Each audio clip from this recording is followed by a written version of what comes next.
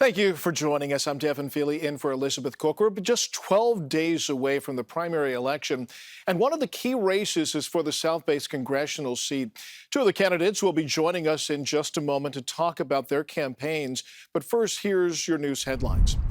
The seat held by Congresswoman Anna Eshoo for more than 3 decades is up for grabs in the primary election. Congresswoman Eshoo has held that seat since 1992. She was elected as part of what is now commonly referred to as the Year of the Woman. It was the same year that Senators Feinstein and Boxer were elected. Eshoo is retiring, and now there are 11 candidates vying for that position. The race includes some familiar names. A recent poll sponsored by San Jose Spotlight found that former San Jose Mayor Sam Liccardo leads the pack with 16%. Santa Clara County Supervisor Joe Samitian is close in second with 13%, and former Saratoga Council member Rishi Kumar and Assemblymember Evan Lowe are tied for third with 7% each.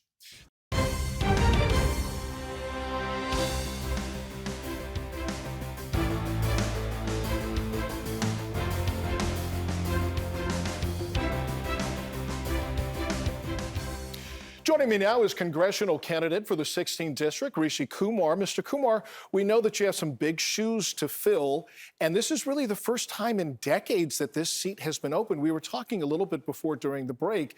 There is a crowded field. There's almost a dozen people vying for this, people with similar levels of service. They've served their cities on city councils and school boards and other elected offices. How do you break through? Well, I think our district in America is tired of career politicians who have stayed in office too long, done very little, and sold out to the system. And that's the reason why, when we ran against Anna Eshoo in 2022, we did 42% of the votes, which was a historic performance. That was 102,000 votes. If we had 19,000 more votes, we would have won this race. This is a grassroots campaign. We have gone to 150,000 doors talking to people about the issues. We have an excellent understanding of the issues of the district. And that's the reason why we are poised to win. We have spent already $1.6 million in this race, in this congressional district, more than any other candidate. And every dollar has been spent on outreach, talking to people. We don't have any paid consultants. And I'm the only candidate who's actually dropped burglaries, who's actually reduced taxes, and who's actually took on utility companies and reduced utility rates, defeated utility rates, with San Jose Water Company, with PG&E. So my run is about ethics and politics, about activism, about solving problems for the people, and that's how you differentiate yourself. You know, I don't want to get too wonkish, but you know that Washington and Congress, to some degree, is based on seniority. Now, we're going to get a brand new junior congressperson no matter what this time around. But I'm interested in this notion that someone can perhaps spend too much time or too long in Washington and lose touch with the issues that matter to people here at home. Yep. Expand on that for me. That is exactly right, Devin, because I think we need term limits and we need age limits in Washington. And those are key components of my agenda. We have hundreds of policy papers on our website that we have well researched and put together with an understanding of what the issues are impacting in America. And I think it's the time for somebody like me from the world of tech. I'm a C-suite executive in the Silicon Valley startup economy. I have a deep understanding of the challenges here in Silicon Valley. This is a huge component of our district. And we need somebody who's a little savvy to grapple with the challenges and the future sustainability issues of Silicon Valley. 45% of California's revenue comes from Silicon Valley. Right now, we are hurting a deficit of $100 billion when we had a surplus of $68 billion. What happened to all this money? We need ability, somebody who understands P&L, somebody who's run a business unit to be part of this district and address the top challenges. We have issues with crime, housing, traffic, homelessness, water. We need solutions. And clearly, the verdict is that the career politicians have failed us. You look at San Jose, the crime has gone up, the homelessness has gone up. We see tents all over. It's not a Medal of Honor. It's a big problem, and there are 240 people who died on the streets of San Jose just in 2022. Gotcha. Let me ask you one more question on this, and then there's a couple of other issues that I want to pivot to eventually. But because you mentioned term limits, and because it sounds like you would do some version of self-imposed term limits, how many times, what is too long? Yep. A decade, eight Yep. years? So, like I said, we have lots of policy papers. Search for term limits on my website. Right. It's 12 years for Congress, 18 for the Senate. Okay. And we need age limits, 70 years, that's it. Okay. We should not be having gerontocracy functioning in Washington, and it's very painful to watch. It's really painful. I think we need to find solutions. Washington needs somebody who's able to step up and address these challenges. It's sort of impossible to find 80-year-old or 75-year-old elected leaders have an understanding of the issues that impact us today. Gotcha. And it's somebody like me who's been through the real world, working for companies like IBM, Cisco, in actually addressing challenges, not only of my company, but also as an elected leader, getting reelected with the highest votes in 66 years of my city for tackling the tough challenges and actually delivering. And that's the reason why we're running for Congress. Let's pivot to another issue. There's a saying that says that all of politics are local, but sometimes something happens on the world stage that elevates that issue to something that voters really care about. I think in this moment, it's fair to say that that is the war between Israel and Hamas. And there's many people that perhaps might be inclined to vote for a Democrat typically that aren't happy, frankly, with either the president or the party's stance on that issue. What would you say to those voters? Well, we had peace there in that region on October 6th.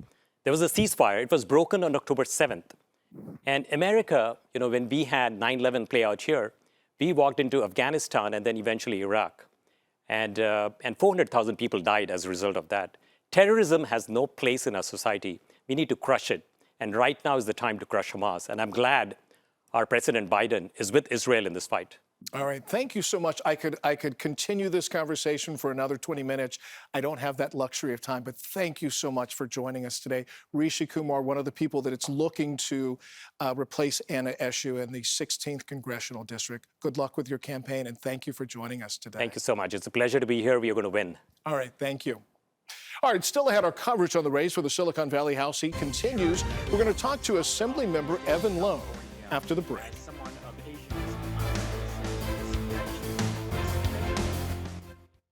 We continue our election coverage. Assemblymember Evan Lowe is also running for the South Bay congressional seat. He joins us now. Tell me, so this is a crowded field. Thank you so much for joining us today. We have a number of elected officials, past and current, but kind of what makes you the best candidate for this race and for this congressional seat? Tim, it's great to be with you again. I'm excited about this opportunity and continuing public service, serving as mayor and city council for 8 years in the city of Campbell and finishing my decade of service in the California state legislature from local, state, and now federal. This time for a new generation of leadership answering this call for public service and also to be homegrown, being accessible, and also instilling a sense of trust again in our government. There's so much gridlock, and how do we make sure that our elected representatives are accountable? And that's why I've provided my cell phone number 408-692-5428 and making sure that every constituent, every voter has access to their public representative. You know, this really is kind of a generational opportunity. This seat has been filled for the better part for more than 30 years. And so this is the first time in a very long time, probably for many voters, the first time in their lifetime that they've been able to kind of select someone new to fill that seat. What would some of your priorities be? Because ultimately, those policy decisions may drive voters' choice. That's right. Some of these key priorities are helping to ensure that we protect reproductive freedom. The fact of the matter is that MAGA Republicans are doing everything they possibly can to dismantle not just abortion, but contraception. This is the unfortunate reality that we're dealing with. And we know that Republicans in Congress have no interest in actually doing the work. And so it's important that we turn this protest energy into electoral energy and helping get the results that we care about. Of course, secondly, that of public safety. We want to help ensure that everyday taxpayers are safe in their communities. That's why I'm supported by law enforcement. I was Legislator of the Year by the California Police Chiefs Association because of my work in this space, not just when the times are right, but helping to ensure that we have basic common sense and that we are enforcing the laws as well. You know, thank you once again for joining us. Just before you joined us, I had an opportunity to talk with one of your challengers, Mr. Kumar, and I asked him a question, so I think it's only fair that I ask that same question of you. It's about something that's happening not locally, but on the international and world stage, and that's the war between Israel and Hamas. And this seems to be an issue that now has sort of outsized importance for many voters. So I wanted to give you an opportunity to perhaps differentiate your stance from some of the other candidates in this crowded field. What's important to address is the notion of American exceptionalism and our commitments to democracies abroad, how to help support democracies, and also, number two, human rights. That is our commitment to Israel. That is our commitment for Taiwan. That is our commitment to Ukraine. And when we're talking about these issues, it's important that we're realizing the gridlock in Congress, that it is that of the speaker in Congress who is not taking up the funding bill for Ukraine currently as it exists, because Donald Trump talks about that he wants to weaponize this and make this a political issue. So what's important to remember is that we must stay focused on helping to agree when we can on bipartisan efforts, but also speaks truth to power. And the current Republicans in Congress have zero interest in helping to address these issues at hand.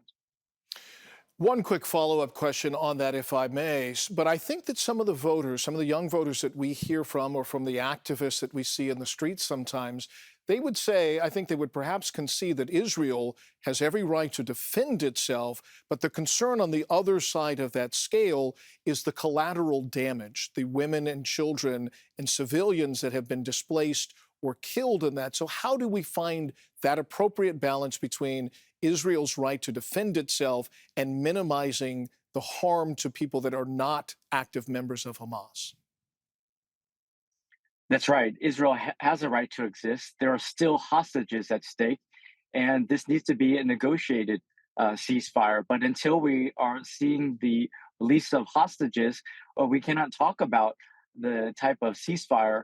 At the same time, how do we help ensure that we are focused on humanitarian aid? That is the key focus, and this is nuanced. Of course, this is very divisive for many, but it's important that we are reminded about what our priorities are in helping to ensure that we support democracies and minimizing the loss of life. All right, Evan Lowe, thank you so much for joining us today. You have always been gracious and generous with your time, and so I appreciate that continues as you run for Congresswoman Eshoo's seat. So thank you very much for joining us today. Thank you. It's a pleasure. We'll also speak with the other leading candidates in the race over the next few days. Supervisor Joe Simitian will join us live on our 3 p.m. newscast tomorrow, and former San Jose Mayor Sam Liccardo is going to be with us a week from today. We've got you all covered on all of the major issues that are currently on the ballot. Join us tonight at 7:30 on our streaming service, CBS News Bay Area, for our latest edition of Bear Politics. You can find us on the free CBS News app or on Pluto TV.